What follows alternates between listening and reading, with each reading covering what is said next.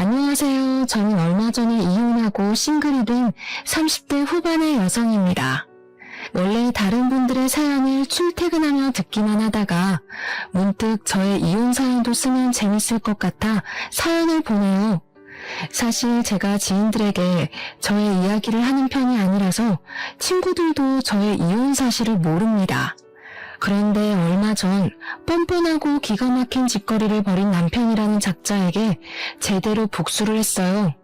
통쾌하고 짜릿한 이야기를 속 시원하게 말하고 싶은데 행복하게 가정생활을 하는 친구들에게 말하기는 뭔가 좀 그렇더라고요.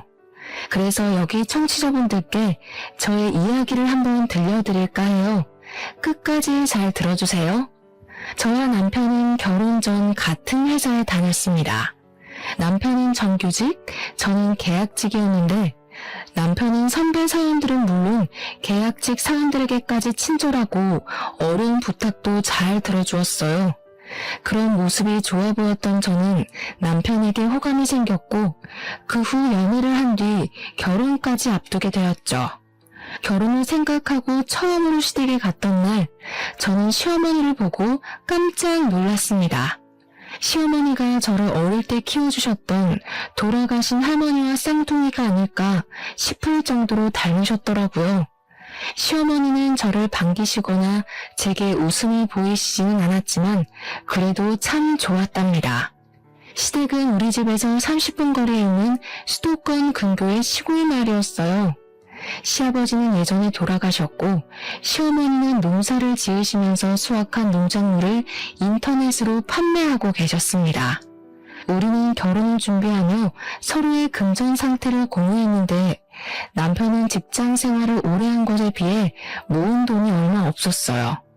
왜 그런가 했더니 그동안 월급의 절반을 시어머니께 드려서 저축할 수가 없었더라고요. 지금까지는 그렇게 살았어도 결혼 후에는 이렇게까지 용돈을 드리는 것은 무리일 것 같아 저와 남편은 결혼 전 시어머니를 뵙고 이 부분에 대해 확실히 말씀드렸습니다. 아무래도 말씀드리지 않고 용돈을 줄여버리면 시어머니께서 난처한 부분이 생길 수도 있을 것 같았거든요. 시댁을 찾아가 남편이 먼저 용돈을 줄여야 할 것 같다는 이야기를 꺼내니 시어머니는 표정이 좋지는 않으셨어요. 아직 둘이 살림을 합치지도 않았는데 벌써 이 어미 용돈 줄일 생각부터 하냐? 엄마로서는 조금 서운하구나. 그래도 이해해줘. 앞으로 우리 둘이 아기도 낳고 먹고 살려면 빠듯해. 요새 집값이며 물가도 다 고공행진이고 서운해만 하시지 말고 이해 좀 해줘요. 이놈이 그동안 이 어미가 키워준 건 생각 안 하고 벌써 여자한테 휘둘려서는 제가 그러라고 시키디? 그게 아니라 나도 이제 가장이 되어보니 현실적인 금전적인 문제들도 보이고 해서 못난 놈, 내 아들 등쳐먹는 못된 엄마 아니냐 알겠다. 상황이 이러니 어쩔 수 없지 뭐. 대신 나도 형편이 넉넉하지는 않아서 신혼집은 못 해주겠다.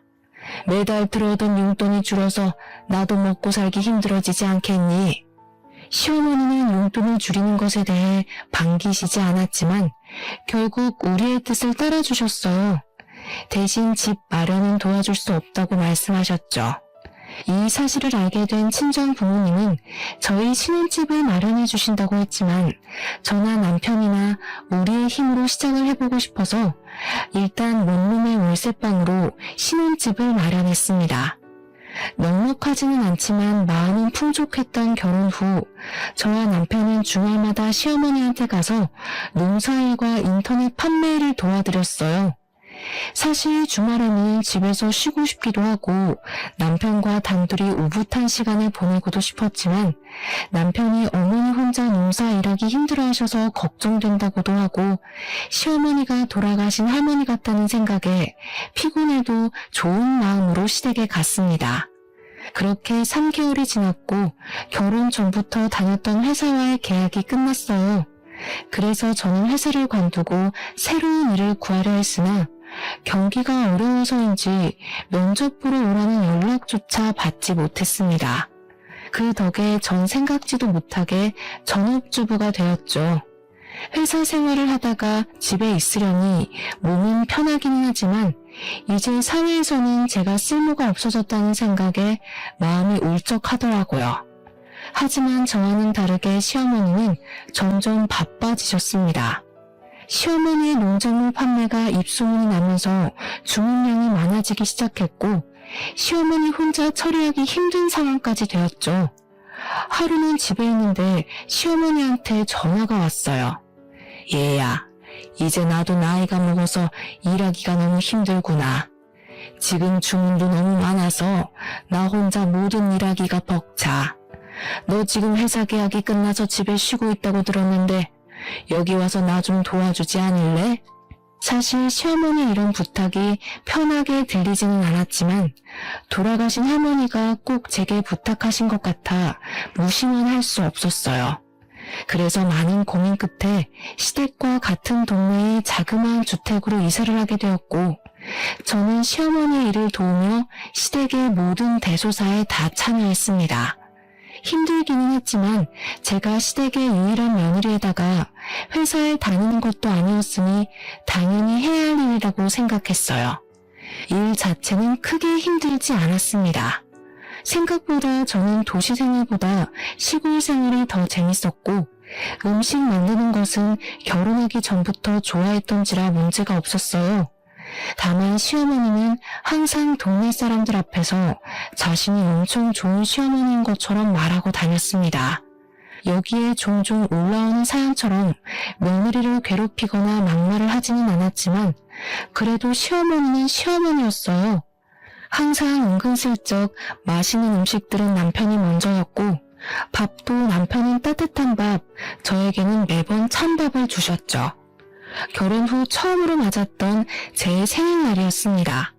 시어머니는 평소 친하게 지냈던 동네 사람을 불러 모아서 며느리의 생일을 차려준답시고 제가 좋아하는 갈비찜에 미역국에 끓여주시고는 상을 한 상 차려주셨는데 생일을 맞은 저의 미역국에는 멀건 국만 있었고 남편과 손님들의 미역국에는 미역에 소고기까지 듬뿍 들어있었습니다. 그리고 갈비찜은 상 가운데가 아닌 남편 앞에 자리를 잡았는데 저는 남편과 대각선 반대 방향에 앉아 있어서 팔도 닿지 않았어요. 게다가 밥도 부족한 상황이 되자 시어머니는 남편과 손님들에게는 따뜻한 밥을 대접하시고 제게는 점심때 먹다 남은 찬밥을 주셨습니다. 어머니, 제 생일을 기억해 주시고 미역국을 끓여주신 건 감사한데 제 국에는 고기는커녕 미역도 없네요. 게다가 밥도 저는 찬밥이고요. 내가 음식을 부족하게 준비해서 미역국도 부족하고 밥도 부족하지 뭐니. 그런다고 기껏 초대한 손님한테 대충 대접해 줄 순 없잖아. 그러니 그냥 네가 좀 넘어가 주지 않으련? 그래, 그냥 먹어. 그래도 우리 엄마가 자기 위해서 내 생일에는 해주지도 않던 갈비찜까지 해주셨잖아. 세상에 이런 시어머니가 어딨어? 이럴 때는 그냥 감사합니다 하고 먹는 거야. 남편은 자기 앞에 있던 갈비찜을 우걱우걱 뜯어먹으며 저에게 이야기하는데 정말 꼴보기가 싫더라고요. 애초에 동네 분들을 초대한 시어머니가 국이며 밥을 넉넉히 준비하면 이런 난처한 상황은 없었을 거 아닌가요? 무엇보다 저는 그냥 남편과 단둘이 오붓한 생일을 바랬는데 시어머니가 굳이 이런 생일상을 차리신 이유가 동네 사람들에게 착한 시어머니처럼 보이고자 하려는 것 같아 기분이 썩 좋지는 않았습니다. 그래, 새색시가 이해해. 우리처럼 나이 먹으면 잘하던 음식도 못하게 되고 그래. 그래도 시어머니가 며느리 생일이라고 동네 사람들 불러 모아서 잔치상도 차리고 새색시 아주 복받았네. 나 때는 시어머니한테 미역국 얻어먹는 거 상상도 못했어. 생일이라고 말도 못 꺼냈다고. 아마 내 시어머니는 죽을 때까지 내 생일이 언젠지도 모르셨을 거야. 동네 할머니들이 하나같이 입을 모아 시어머니가 생일이라고 상을 차려주는 것이 어디냐고 하시는데 거기서 더는 말하기가 어려웠습니다. 저는 어쩔 수 없이 찬밥에 미역국을 말아서 먹었고 남편은 따뜻한 밥에 갈비찜을 아주 맛나게 먹었죠. 그리고 며칠 뒤 주말이라 시댁에 가서 밥을 먹었는데 또 시어머니는 또 찬밥을 주셨습니다. 그래서 이번에는 대놓고 남편의 따뜻한 밥과 제 찬밥을 바꾸었어요. 그 모습을 본 시어머니는 표정이 싸늘하게 굳었습니다. 너 지금 뭐 하는 짓이냐? 어떻게 하늘 같은 남편의 밥을 네 밥과 바꿔? 저도 집에서는 가장 따뜻한 밥 먹고 살았어요. 그런데 어제도 그러고 오늘도 그러고 계속 제게 찬밥만 주시니까 부당하다는 생각이 들어서요. 그리고 제가 이렇게 건강해 보여도 찬 음식 자주 먹으면 꼭 체하더라고요. 너는 항상 집밥을 먹지만 우리 아들은 밖에서 뭘로 만들었는지도 모르는 식당밥 먹고 다니는데 집에서라도 당연히 따뜻한 밥을 먹여야 하는 거 아니야? 어머니, 저도 집에서는 귀하게 자란 딸이에요.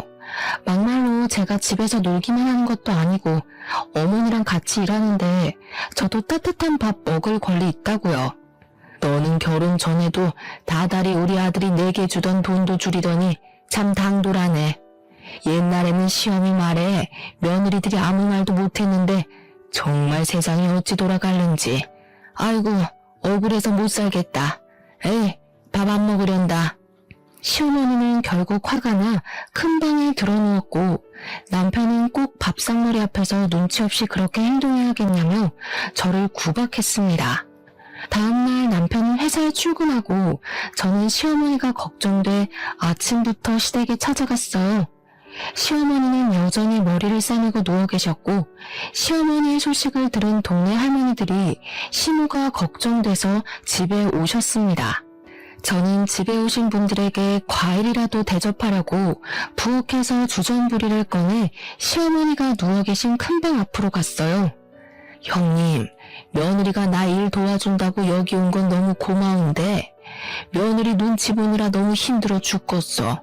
생일이라고 내가 며느리 생일상도 차려 어제는 밑반찬 몇 개 해놨으니 가지러 오라고 할 겸 같이 저녁을 먹었는데 내가 노망이 났는지 또 밥을 적게 했지 뭐야.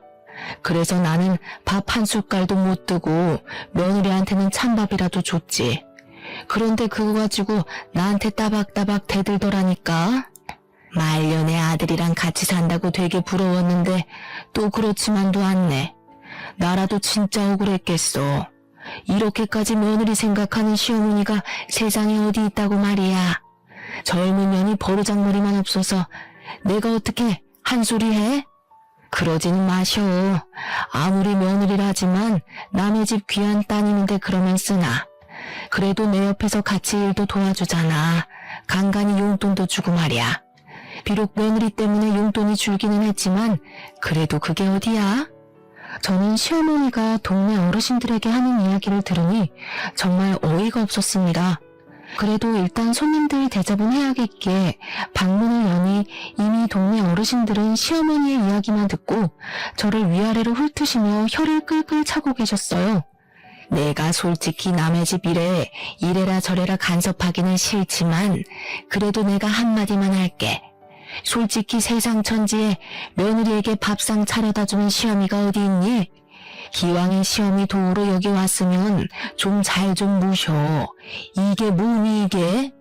어르신들이 얼마나 저에게 역정을 내시던지 저는 그 자리에 그대로 굳어버렸고 그 모습을 뒤에서 지켜보던 시어머니는 아주 만족스러운 표정을 짓고 계셨어요. 저는 시댁에서 집으로 돌아와 이렇게 살다가는 평생 시어머니와 남편에게 큰 소리도 못 내보고 당하고만 살 것 같다는 생각이 들었습니다. 사실 시골에서 살고 있고 아기도 없어서 돈 나갈 일이 많이 없기는 하지만 지금은 남편의 돈으로 생활을 꾸려나가다 보니 아무래도 돈을 쓰고 장을 볼 때마다 어쩔 수 없이 남편 눈치가 보였어요. 그래서 더 남편과 시어머니한테 아무 소리 못하고 가만히 있을 수밖에 없었습니다.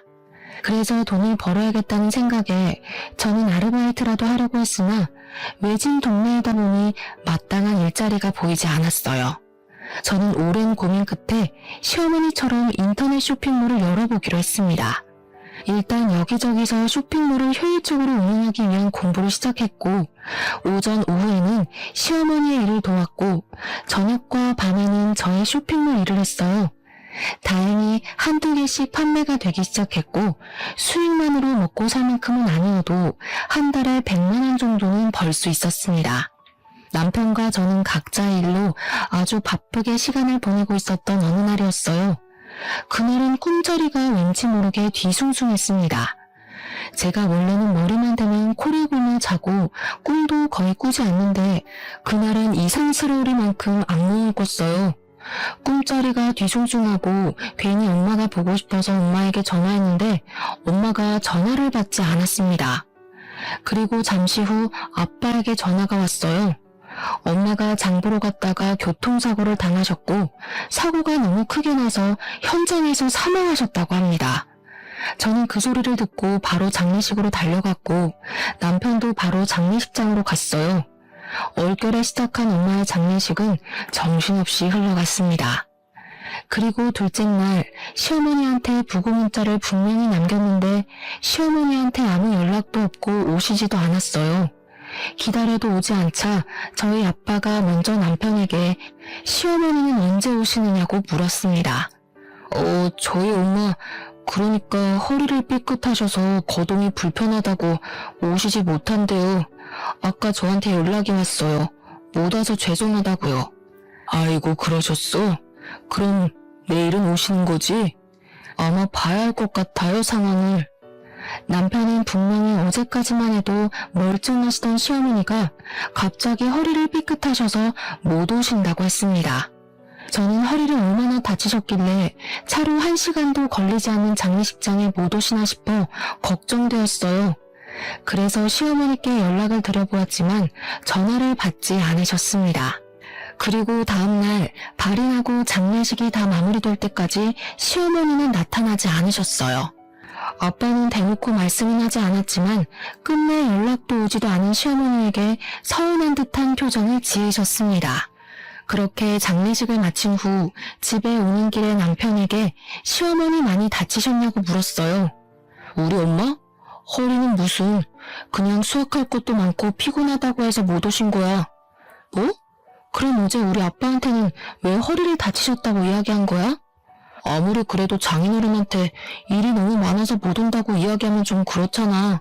그래서 적당히 둘러댄 거지. 어때? 나 좀 그래도 머리 잘 굴렸지. 장난하냐? 정말 너무하네. 사돈은 가족 아니냐? 다른 날도 아니고 엄마가 마지막으로 가시는 날인데 어떻게 일이 바쁘고 피곤하다는 이유로 장례식을 안 오셔. 당연히 만사를 다 제치고서라도 오셔야 하는 거 아니야? 뭐가 너무해? 그리고 가족으로 생각하니까 내가 3일 내내 같이 있었잖아. 그럼 된 거 아니야? 꼭 우리 엄마까지 거기에 가야 해? 그리고 우리 엄마는 원래 기가 약해서 장례식장 같은 곳 함부로 다니면 안 된다고. 그럼 시어머니는 시어머니 친정 부모님 장례식도 못 가셨겠다. 기가 약해서 어떻게 가? 야, 그건 다른 문제지. 그건 친정 부모님이니까 당연히 가셔야 하는 거고. 지금은 사돈이니까 굳이 꼭 갈 필요가 없는 거고. 뭐? 일반적인 사람들은 친한 친구 부모님이 장례식에도 회사에 연차까지 써가며 가. 말을 말자. 정말 상식 이하인 너랑 대화하자니 내 입만 아프네. 남편은 제 말을 전혀 이해하지 못하겠다는 표정으로 더 대화를 이어가려고 했지만 저는 남편과 더는 대화를 하고 싶지 않았습니다. 사돈의 장례식이지만 피곤해서 못 온다는 시어머니. 그리고 그런 시어머니를 이해하고 두둔하는 남편의 모습이 기가 막혀 말이 다 나오지 않더군요. 게다가 시어머니가 기가 약해서 장례식장 함부로 다니면 안 된다며. 도대체 우리 집을 얼마나 무시하면 친정엄마의 마지막 가는 길에 와보지도 않고 연락도 하지 않는 것일까요? 저는 남편에게 화가 잔뜩 났고 남편은 그런 저를 이해하지 못한 채 집에 도착했고 집에서도 우리는 얼음장보다도 차가운 냉전 상태로 밤을 보냈습니다. 그리고 다음날 저는 원래 남편이 출근 후 시댁에 갔지만 그날만큼은 시댁에 가지 않았어요. 시댁에서는 저희 집의 경조사에 참가할 생각이 하나도 없는데 제가 시댁을 위해서 일해야 할 필요성이 전혀 없다고 느껴졌거든요. 제가 가지 않으니 시어머니한테 전화가 왔습니다. 어제 장례식 마쳤다면서? 그럼 얼른 넘어와. 지금 네가 없는 동안 일이 잔뜩 밀렸어. 솔직히 전 시어머니한테 전화가 오길래 당연히 이래저래 해서 못 갔다. 미안하다. 엄마는 잘 보내드렸냐고 물어볼 줄 알았습니다. 사람이라면 그게 당연한 예의 아닌가요? 그런데 시어머니는 잘 다녀왔냐는 말은커녕 일이 밀렸으니 빨리 오라고만 하셨어요. 어머니, 솔직히 어머니한테 너무 서운해요. 아무리 그래도 사돈인데 어떻게 그렇게 연락도 없고 오시지도 않으세요. 죽을 사람은 죽더라도 할 일은 해야 하지 않겠니? 그리고 여자는 결혼하면 친정과는 연을 끊어야 해. 너도 그 생각으로 여기까지 온 거 아니야? 솔직히 나는 너 발인 때만 갔으면 했다. 무슨 여자가 친정엄마 돌아가셨다고 3일 내내 있으려고 그래? 그게 지금 무슨 말씀이세요? 그러면 딸들은 친정엄마가 돌아가셔도 장례식장에 가면 안 된다는 말씀이세요? 제가 부모님의 유일한 자식인데도요. 솔직히 장례식장에서 딸이 할 일이 뭐가 있니? 그냥 발인 때 나가서 마지막 인사나 하면 그만이지. 그러는 어머니는 어머니 친정어머니 장례식 때도 발인 날에만 가셨나요? 너는 참, 내가 한마디 하면 그냥 네 하면 되지 꼭 그렇게 하나하나 따지고 들더라. 아주 버릇이 안 좋아. 내가 너 지금 지켜보고 있다. 뭐 하나 제대로 걸리기만 해봐. 그리고 빨리 넘어와 일이나 하게. 저는 시어머니와 대화를 하면 할수록 정이 뚝 떨어졌습니다. 그래서 그냥 아무 말 없이 전화를 끊어버렸고 이제부터는 절대 시댁 행사에 참여하지 않기로 했어요. 며칠 뒤 그날은 시아버지 제삿날이었고 역시 시어머니한테 전화가 왔습니다. 우리 제사 준비해야 해서 장 봐야 하는데 언제 오니? 저는 시아버지 얼굴을 본 적도 없는데 제가 왜 해요? 너 요새 왜 그러니? 요새는 일하러 오지도 않고 내가 너 없어서 얼마나 힘든 줄 알아? 언제까지 그렇게 해처럼 굴 거야?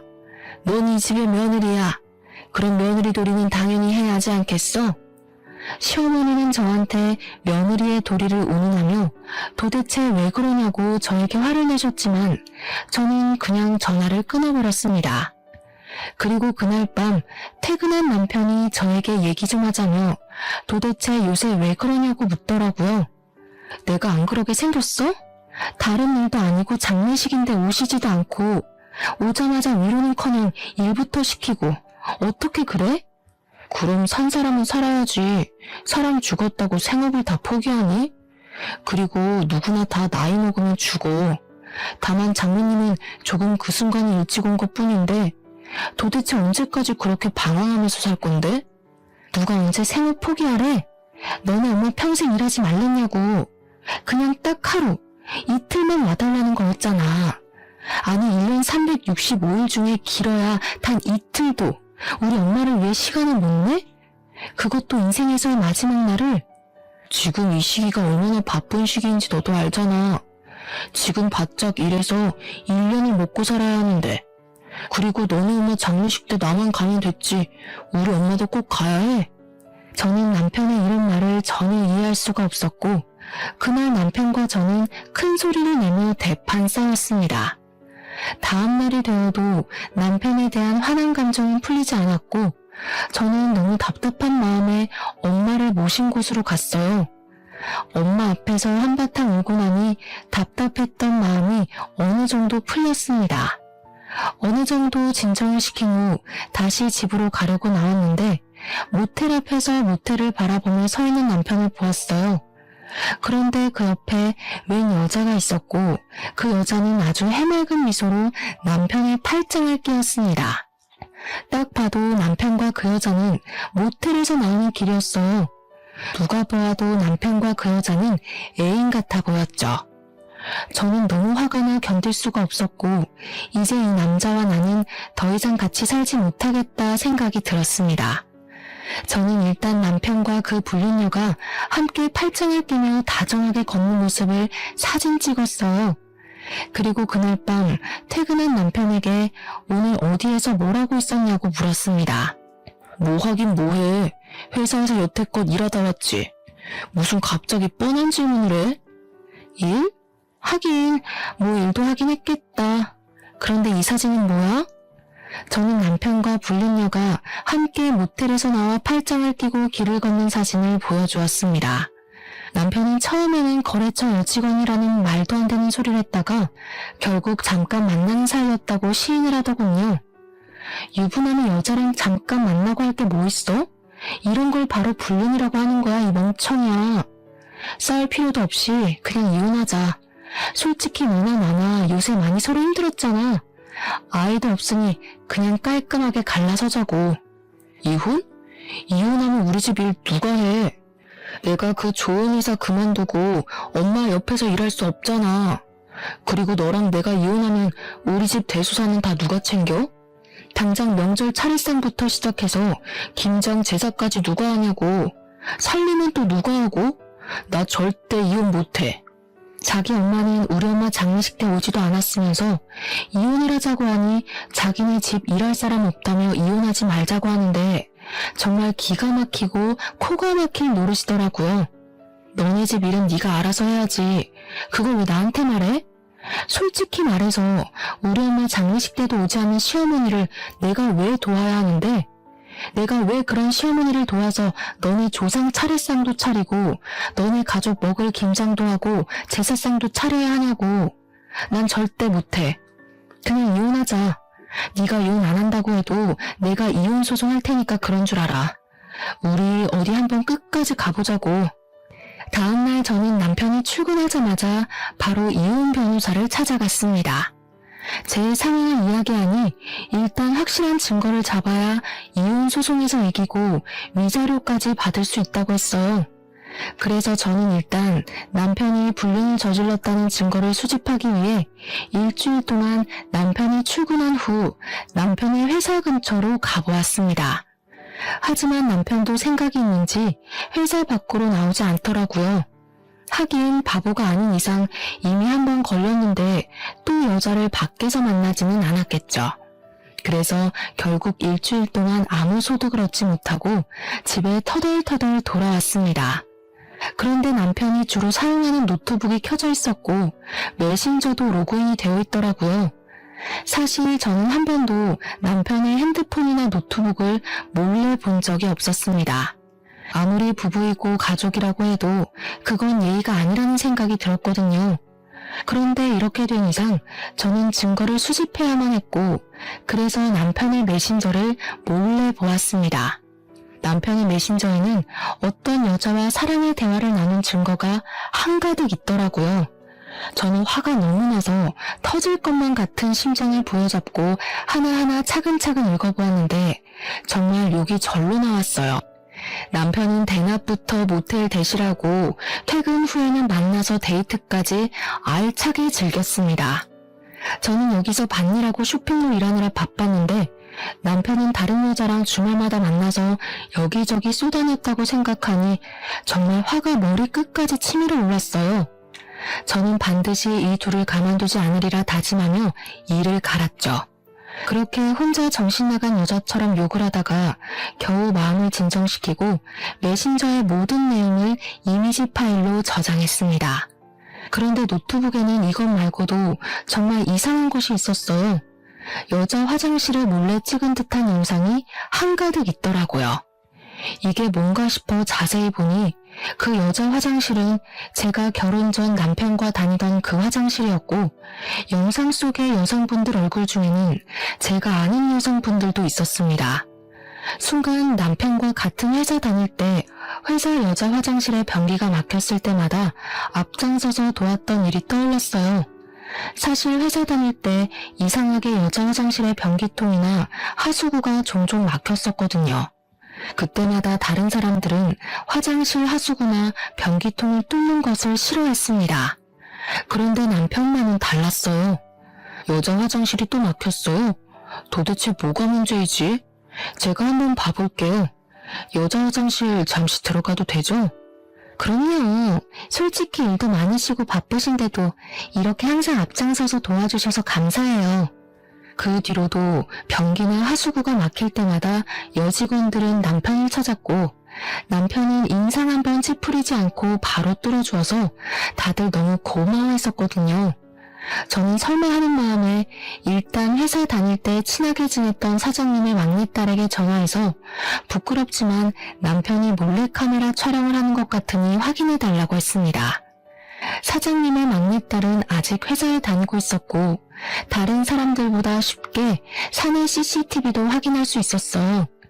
다음날 사장님 막내딸에게 CCTV를 확인했다며 전화가 왔습니다. 언니, CCTV 확인해 봤는데 충격적이에요. 왜 그런 남자랑 결혼했어요? 과장님 완전 사이코더라고요. 왜요? CCTV에서 뭐가 나왔는데요? 과장님이 그동안 여자 화장실에 들락날락하며 몰래카메라를 설치한 게 맞아요. 지금 회사 뒤집히고 난리 났어요. 사장님 막내딸 말로는 남편은 펜이나 서류 뭉치 손수건 같은 것을 들고 실수인 척하며 여자 화장실에 들어갔어요. 남편이 나올 때는 들고 갔던 물건들이 사라졌었고 그렇게 남편이 들어갔다 나오면 어김없이 여자 화장실 변기통이나 하수구가 막혔습니다. 그런 남편은 이를 수리해준다는 핑계로 혼자 여자 화장실에 오래 있으면서 몰래카메라를 설치하고 배터리 교체 등을 마음 놓고 할 수 있었던 것이에요. 이 모든 사실을 한 저는 남편을 가만둘 수 없었습니다. 저는 사장님 막내딸에게 CCTV 영상을 보내달라고 했고 노트북 속의 영상들을 USB로 옮겨 담았어요. 저는 이 USB를 들고 경찰서에 가서 남편이 몰래카메라를 설치했다고 고소를 했고 이어서 변호사 사무실에 찾아가 메신저의 대화 내용을 증거로 불륜으로 인한 이혼 소송까지 진행했습니다. 사장님 막내딸은 회사에 이런 사람이 있었다는 것에 크게 격분하며 바로 사장님께 보고했어요. 남편은 당연히 바로 회사에서 잘렸고 그렇게 잘리고 나오는 길에 경찰들에게 구속되었습니다. 저는 바로 구속이라는 소리를 듣고 그 모습을 보기 위해 회사 옆으로 갔어요. 남편은 저를 보고는 잠깐만 할 말이 있다며 저를 애타게 불렀습니다. 제발 우리 엄마만 모르게 해줘. 부탁할게. 우리 엄마 내가 이런 짓 했다는 거 알면 충격받으셔서 쓰러지실 거야. 대단한 효자 납시였네.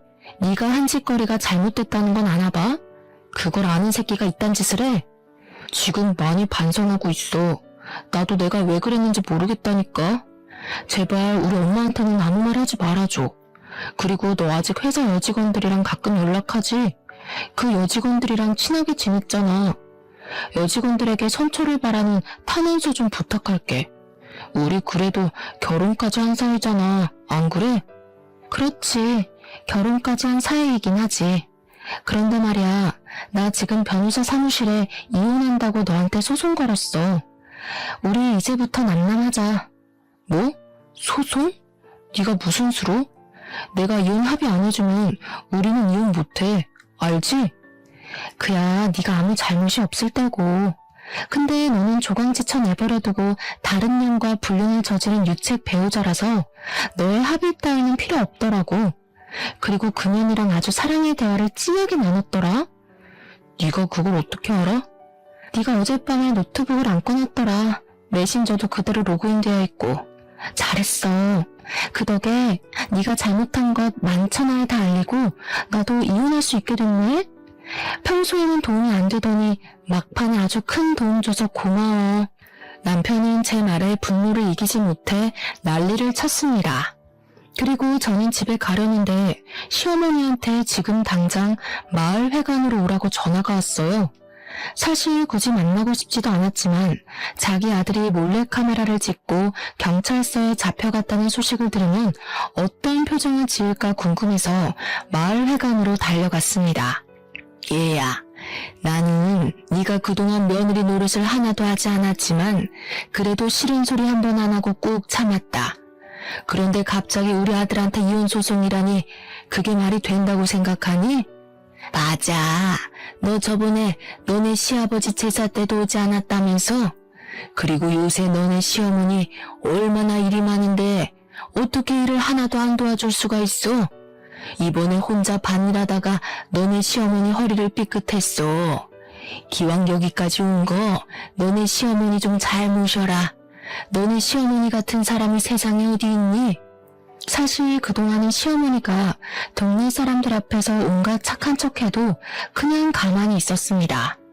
그런데 이제는 예전의 제가 아니었어요. 이미 끝내기로 마음먹은 마당에 더는 말을 못할 게 없었습니다. 제가 예전엔 안 그랬는데 왜 이렇게 변했을까요? 한번 생각이나 해보셨어요?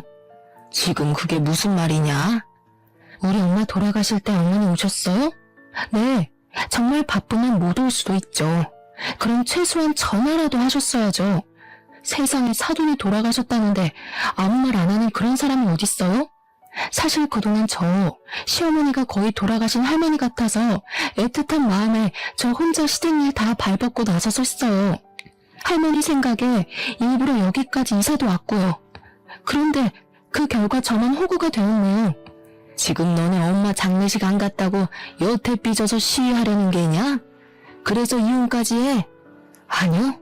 어디 그뿐일까요? 지금 어머니의 그 자랑스러운 아드님이요. 바람을 피우고 있어요. 뭐? 남자가 일하다 보면 바람 좀 피울 수 있지. 그거 가지고 뭘 그리 난리니? 겨우 그것 때문에 이혼이야? 막말로 우리 아들이 애를 낳은 것도 아니고 잠깐 그냥 방황한 건데. 참 너도 속이 아주 밴댕이 소갈딱지야. 그뿐인 줄 아세요? 당신 아들 지금 경찰서에 있어요. 경찰서? 그게 무슨 소리냐? 우리 아들이 왜? 회사 여자 화장실에다가 몰래카메라를 설치했다지 뭐예요.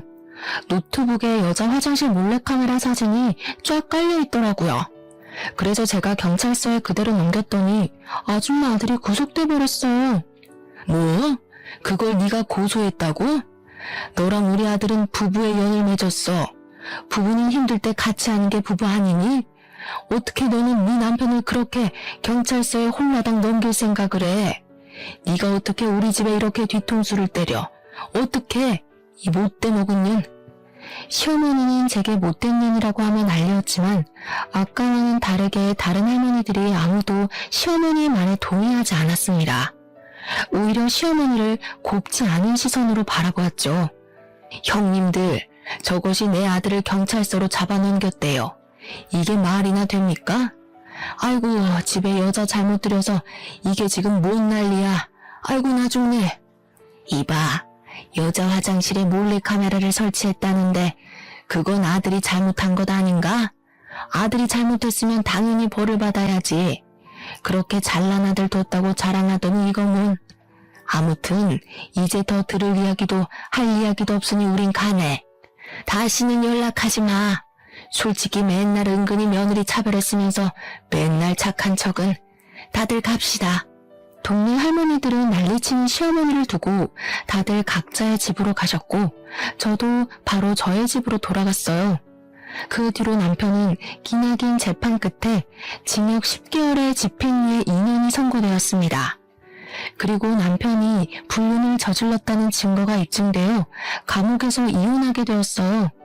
또한 저는 공동명의로 같이 살던 집을 위자료로 받아서 그 집을 팔고 남편에게로 갔습니다. 아빠는 이혼하고 온 딸에게 그동안 고생했다고 하며 아빠가 일하시는 회사에 빈자리가 하나 있으니 거기서 다시 시작해보라고 권하셨어요.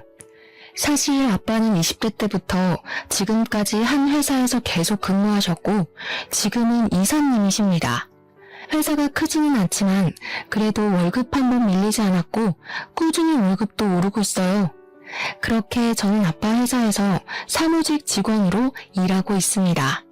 물론 제 쇼핑몰도 잘 되고 있기는 하지만 아직은 전업으로 하기에는 어려움이 있어서 앞으로 더 열심히 공부해 키울 생각이에요. 이렇게 새롭게 시작한 지 한 달 뒤 그다지 반갑지 않은 소식이 들려왔습니다. 바로 시어머니 소식이었는데 사실 시어머니한테는 나물 캐서 파는 것이 유일한 돈벌이였잖아요. 하지만 시어머니가 동네 사람들의 손가락질이 두려워 낮에는 집 밖으로 나가지 않고 밤에만 밖으로 나가 나무를 캐러 다녔대요. 그런데 시골길이 밤에 정말 어둡고 무섭거든요. 그 어두운 길을 혼자 밤에 다니다가 산에서 넘어져 실족사했다는 것입니다. 전 남편은 바로 감옥에서 나와 장례식을 치러야 했어요. 어떤 사람들은 이런 상황에서 안쓰러운 마음이 들기도 하겠지만 사실 저는 너무 통쾌하게 느껴졌습니다. 자업자득이라는 생각이 들었어요. 그래서 가서 마지막 가는 길을 한번 보기로 했죠. 부조금은 얼마나 할까 하다가 생각해보니 남편과 시어머니 둘 다 우리 엄마 돌아가셨을 때 부조금을 아예 안 냈더라고요. 그래서 그냥 빈손으로 가려다가 그것은 예의가 아닌 것 같아 부조금을 아주 약간 준비했습니다. 단돈 1,000엔이요. 저는 장례식장에서 부조금 봉투에 당당히 제가 준비한 1,000엔을 넣었어요. 그 모습을 본 남편이 화가 난 표정으로 제 손목을 딱 잡더라고요. 야, 너는 생각이 있는 거냐 없는 거냐? 여기에 네가 왜 와? 그리고 부조금 꼴랑 1,000원? 지금 장난하냐? 1,000원은 뭐 돈 아니니? 그리고 너랑 너네 엄마는 우리 엄마 돌아가실 때 부조금 냈어? 생각해보니까 너네 가족 우리 엄마 돌아가실 때 부조금 한 푼도 안 냈더라? 그보다는 1,000원이 더 낫지 않아? 그래도 1,000원이면 껌 하나만 씹으며 저승길 가실 수 있겠네. 지금 사람 놀리냐? 야, 솔직히 말해서 네가 그 파일들 경찰서에 넘기지만 않았어도 일이 이렇게 안 됐어. 그래도 잘 나가던 내 인생 이렇게 나락으로 보냈으니 네가 날 책임져야 하는 거 아니야? 그러게 평소에 네가 행실 똑바로 했었어야지.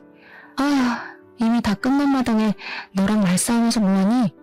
그래도 너네 엄마 일은 좀 안 됐긴 하네. 이게 바로 자업자득, 인과응보라고 하는 건가? 말 가려서 해라. 내가 진짜 너 만나서 되는 일이 없어. 너 때문에 감옥도 가고 엄마도 돌아가시고.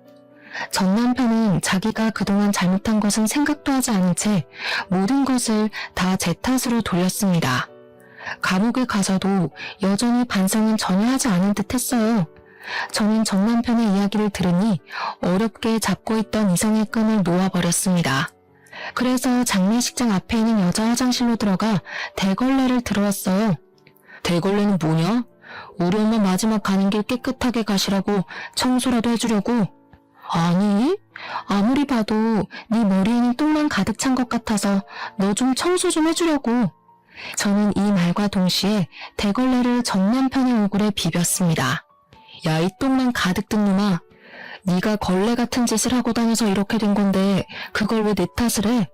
내가 생각할수록 어이없어서 그래도 여기서 싸우지는 않으려고 했는데 내가 괜히 왔다 싶다. 감옥 갔다가 나오면 걸레 같은 짓 그만하고 좀 똑바로 정신 좀 차리고 살아. 내가 이 대걸레로 네 얼굴 닦아줄 테니까 제발 이제 사람 좀 되라. 대걸레로 세수한 남편은 나에게 세상의 모든 욕을 다 하며 난리를 쳤고 저는 그런 남편에게 대걸레 던져주고 나왔습니다. 남편이 정신 나간 놈처럼 소리 지르니 옆방 다른 유족들과 장례식장 관계자들이 다 나와 남편을 구경하더라고요. 저는 그분들에게 큰 소리로 이렇게 사과의 말씀을 전했습니다. 소란을 피워 죄송합니다. 그런데 저놈이 여자 화장실에 몰래카메라를 설치해서 감옥에 갔거든요. 제가 사람 좀 되라고 대걸레로 얼굴 한번 문질러줬습니다. 죄송합니다. 이 말을 하고 저는 장례식장을 빠져나왔고 그 뒤로는 전 남편 놈이 어떻게 되었는지는 잘 모르겠습니다. 이날 장례식장에서 나오면서 얼마나 기분이 통쾌하고 짜릿하던죠. 10년 묵은 채증이 확 내려가 하늘을 날아갈 것만 같은 기분이었답니다. 이 글을 쓰는 지금도 전 남편 놈이 대걸레로 얼굴을 문대고 화를 내는 장면이 떠올라 미소가 절로 지어지네요. 저는 이렇게 저의 친정을 무시했던 시댁에 이렇게 짜릿한 복수를 했습니다. 지금은 열심히 제 일도 하며 그 어느 때보다 바르고 보람찬 하루하루를 보내고 있어요. 저의 살아온 이야기 어떠신가요? 부디 저의 이야기를 듣는 여러분이 재밌으셨기를 바라며 이제 마무리를 지어볼까 합니다. 오늘 남은 하루 행복하게 보내세요. 감사합니다.